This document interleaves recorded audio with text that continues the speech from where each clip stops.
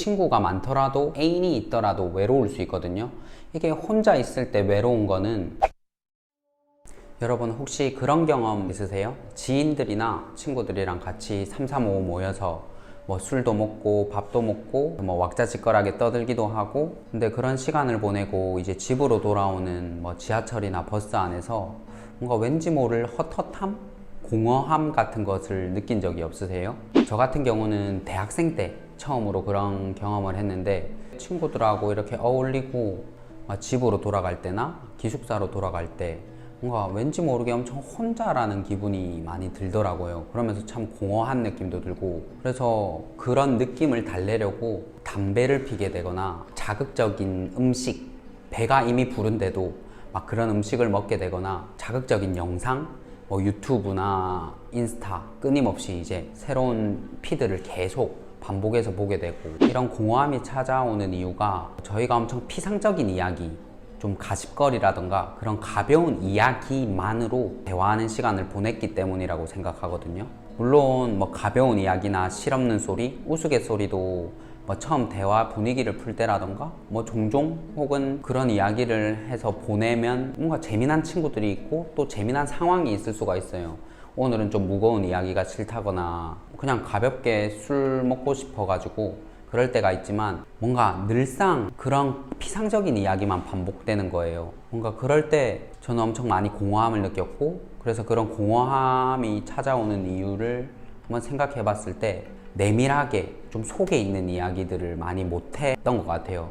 이런 사건이 있었는데, 그래서 그 당시에 내 상황은 이러했고, 그래서 내가 그런 상황 속에서 이런 감정을 느껴서 이런 생각이 들었다, 뭔가 그런 이야기들을 충분히 하지 못했기 때문에 공감받고 공감해주고 이런 과정이 아예 없이 시간을 보내고 헤어지기 때문에 공허함을 느끼는 거라고 생각했어요. 그리고 저는 지난 4년 동안 500명이 넘는 사람들 동안 내 감정에 대해서, 마음에 대해서 이야기를 나누면서 느낀 것이 있는데, 거기서 공허함을 좀 달래줄 수 있고 해결할 수 있는 실마리를 찾았습니다. 제가 느낀 첫 번째는, 사람들은 그런 긴밀한 교감, 공감에 대한 욕구가 충분히 크게 존재하는데, 그런 욕망을 충족할 수 있는 상황이나 사람들이 주변에 많이 없는 것이었어요. 이거는 친구가 많고 적음을 벗어난 문제인 것 같아요. 친구가 많더라도 애인이 있더라도 외로울 수 있거든요. 이게 혼자 있을 때 외로운 거는 그래도 혼자니까 외롭구나 라고 이렇게 스스로가 생각이 되는데, 함께 있을 때, 함께 시간을 보내는데 외롭다라는 느낌을 느끼면 그게 좀 더 엄청 묵직하게 다가오고 좀 더 과하게 말하면 비참할 수가 있거든요.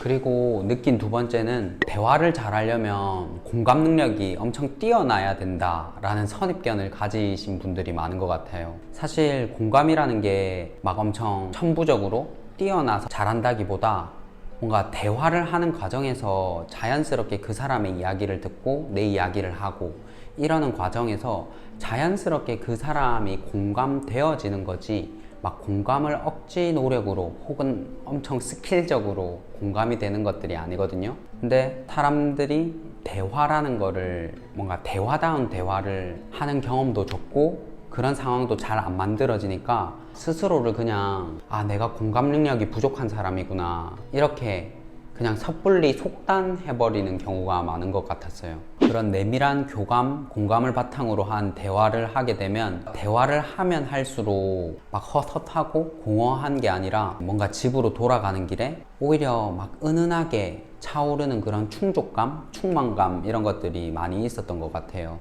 그래서 저랑 그 대화하셨던 그 많은 분들을 한 달에 한 번씩 이렇게 그룹 지어서 만났는데, 그 사람들도 엄청 작지 않은 비용으로 그 자리에 참여하신 거지만 그 자리를 엄청 기대하시고 기다렸어요. 일단 우리들의 대화가 공허한 것에 대해서 해결할 수 있는 방법 궁금해 하시겠지만, 일단 그 해결 방법을 아시기 전에 우리의 대화가 공허한 것에 대한 원인을 조금 알면 방법을 알게 됐을 때 좀 더 쉽게 적용할 수 있고 좀 더 이해하기가 쉬우실 거예요. 일단 첫째로 진중한 분위기에 익숙하지 않은 사람들이 많기 때문이에요. 우리가 일단 그런 깊은 대화를 하는 과정에서는 자연스럽게 뭔가 나의 속마음 혹은 너의 속마음에 대해서 이야기를 하다 보면 뭐 침묵이라는 시간이 찾아오기도 하고 뭔가 내 감정에 대해서 들여다보면서 대화를 한다는 게 그래 쉽지만은 않아요. 익숙하지도 않고 그래서 그걸 제대로 잘 표현하지도 못하고 뭔가 그런 침묵의 시간이라던가 조금은 상대적으로 그런 진지한 그런 시간들을 못 견뎌 하는 사람들이 많아요.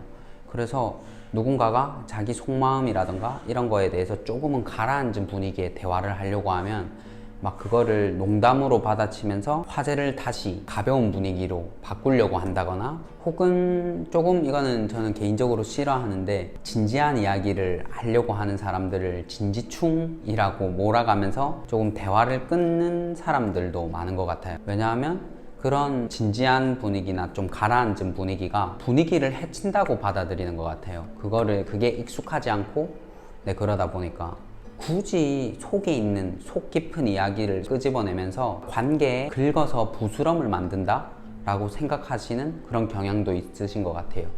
둘째로는 반복되는 충고, 조언, 평가, 판단 이런 것들에 지쳐서 그냥 체념해버리는 경우예요.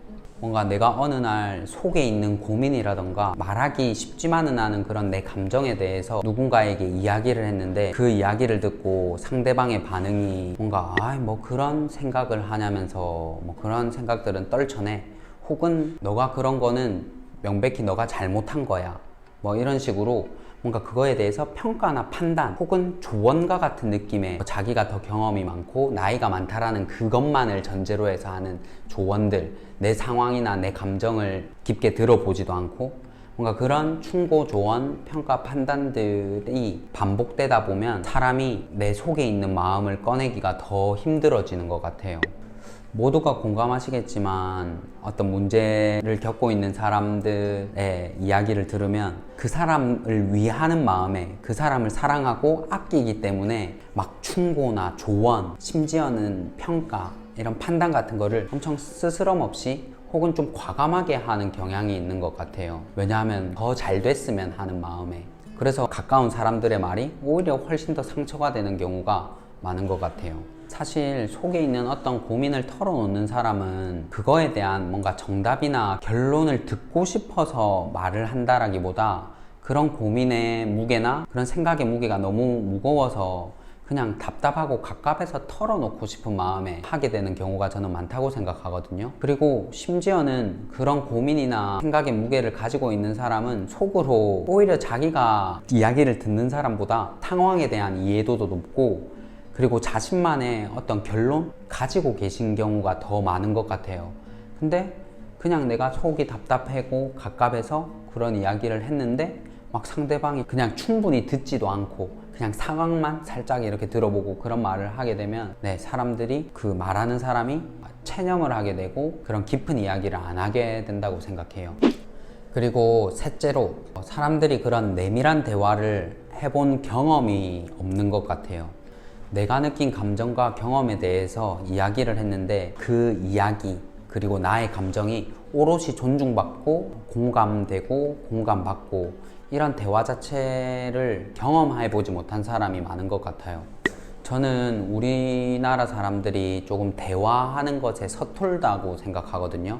일단 자신이 가지고 있는 감정, 자신이 느낀 감정에 대해서 표현하는 것에 대해서도 서툰 편이고 반대로 상대방이 어떤 감정을 표현하거나 생각을 표현하면 그것에 대해서 평가나 판단하는 거는 엄청 익숙하고 잘 하시는데 생각이나 감정을 가지게 된 배경에 대해서 묻고 궁금해하고 질문을 던지는 거에 대해서는 낯설어 하시는 것 같아요. 그리고 심지어는 진중하게 듣고 그 후에 질문을 던지는 것 자체가 엄청 신뢰라고 생각하시는 분도 많은 것 같고요. 즉 뭔가 상대방을 이해하게 되는 과정, 그런 대화의 일련의 과정들을 경험하지 못한 채로 성인이 되고 그렇게 그냥 나이가 들어가게 되는 것 같아요. 대화다운 대화의 부재 상황 해결하기 위해서는 대화의 본질을 이해하셔야 되는데, 대화 같은 경우는 어떤 공감 능력이 엄청 뛰어나야 되고, 혹은 뭔가 말솜씨, 그런 스킬적인 게 엄청 뛰어나야지 대화를 잘한다는 생각이 있는데, 대화는 정말 아이러니하게도 듣는 사람이 주도한다고 생각해요. 그 듣는 사람이 얼마나 경청을 하고 어떤 질문을 던지고 얼마나 관심 있게 눈을 들여다보면서 듣느냐에 따라서 대화가 잘 이루어지는 거지, 그냥 단순히 화자, 말하는 사람이 혹은 듣는 사람이 공감 능력이 뛰어나고 뭐 말솜씨가 좋다고 해서 대화가 잘 되는 게 결코 아니에요. 뭔가 대화가 어려운 이유에 대해서 이유를 다른 데서 찾지 말고, 일상에서 누군가가 나에게 대화를 걸어오면 그때 뭔가 그 상대방 이야기에 대해서 뭐 충고나 조언이나 평가, 판단, 이 네 가지를 하지 않고 그 사람의 이야기를 들으면서 어떤 배경에서 그런 감정을 느끼게 되고 그런 생각을 하게 됐는지를 차차 이렇게 물어보세요. 그러다 보면 차차 그 사람의 서사, 그 사람의 이야기의 그 뒷배경까지도 이해하게 되면서 막 억지 노력으로 공감을 하려고 하는 게 아니라 공감은 되어지는 거예요. 그러니까 이게 영어에서 능동태, 수동태 이런 게 있잖아요. 공감을 하는 게 아니라 공감이 되는 거예요, 자연스럽게. 그래서 뭔가 그런 공감이 대화에서 시작되고 나면 나 역시도 그 사람에게 질문을 던지지만 그 사람도 뭔가 이 사람이 나를 충조평판하지 않고 그냥 오롯이 나의 이야기를 들어주는구나, 내 생각과 감정을 존중해 주는구나, 그런 안전하다는 그런 느낌을 받게 되고, 그러면서 엄청 깊은 대화가 이루어질 거예요. 뭔가 이런 대화가 계속 이루어지면 뭔가 그 사람과 정서적으로 가까워지고 있다, 유대가 생긴다라는 느낌을 분명히 느끼시게 될 거고요. 그리고 제가 인트로에서 말했던 것처럼 후에 뭔가 집으로 돌아가는 길에 헛헛하다거나 공허하다는 느낌이 없을 거예요. 저는 뭔가 항상 누군가랑 대화할 때 이런 태도를 가지고 대화를 하다 보니까 자연스럽게 어떤 힘든 일이 있거나 어떤 이야기를 들어줄 상대가 필요하면 이렇게 연락 오시는 사람들이 있어요. 그래서 뭐 그 사람들의 이야기를 들어주게 되고, 그러다 보면 그 사람을 더 많이 이해하게 되고, 이해하다 보면 점점 그 사람과 정서적인 유대, 그런 긴밀한 연결이 생기는 것 같아요. 그냥 겉으로 친한 이런 사이가 아니라. 뭔가 그러다 보면 제가 힘든 일이 있을 때나 좀 소화하기 어려운 감정들, 이런 걸 겪고 있을 때 저의 이야기를 또 그 사람에게 해줄 때도 있고요. 그런 식으로 하면서 엄청 좋다고 생각해요. 이게 물론 이런 뭐 깊은 대화가 저희에게 직접적으로 밥을 먹여주거나 뭐 돈을 벌어다 주지는 않지만, 그런 사람의 말 한마디가 뭔가 참 인생은 살만한 것이다 라고 느끼게 해주는 경우가 저는 많다고 생각하거든요. 뭔가 곁에서 나를 존중해주고 응원해주는 사람이 한 명이라도 있으면 그 사람은 절대 포기를 안 한대요, 뭔가 삶을. 그런 것처럼 인생에서 한마디 말 때문에 삶이 참 살만한 것이구나 라고 느끼게 되는 경우가 분명히 있어요. 그런 점에서 내밀한 대화가 사람에게 상당히 필요한 것이라고 생각하고, 그래서 이렇게 비디오 클립을 찍게 됐습니다.